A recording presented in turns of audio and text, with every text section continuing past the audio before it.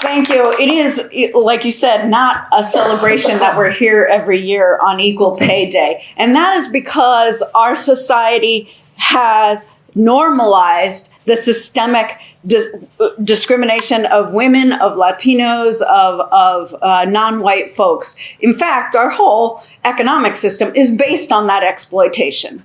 So when we try to change that system and stop normalizing systemic discrimination by our bill like HB 65-117, which requires wage transparency, salary range transparency when you post a job, there are certain dudes on our committee that say, no, it's working fine the way it is.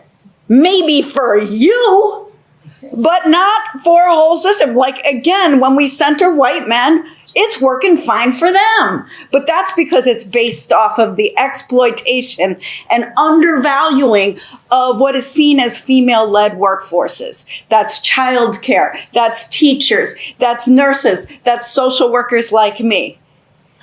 And so it is normalized for social workers like me to apply for a job that I have to get to the third interview before I understand or hear what the salary range is. And that is wasting our time. That is wasting all of our time, including the employer's time. So we need this bill because they're not going to do it on their own because it's working fine for who? Not us. That is, I don't care what the intent is. It's unconscious bias. It's built in. It's like, maybe we'll see if you're good enough and maybe we'll make you an offer, but we don't want you to know what the range is because we want to offer less if we can get away with it. And we know that a lot of women will take what's offered, especially when they're first applying for a job. I heard one of my colleagues on Labor Committee saying anyone has the right to ask what the salary range is on the first interview. How many women do that on their first interview?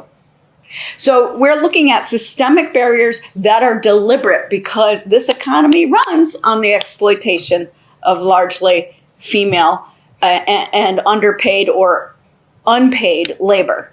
And it's long overdue that we change that. And we have to change it through legislation because it's not going to change on its own because it's working just fine for certain people, but not for the majority of us.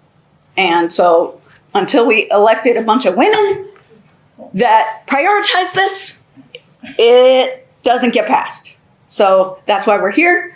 And that's why we are demanding even more.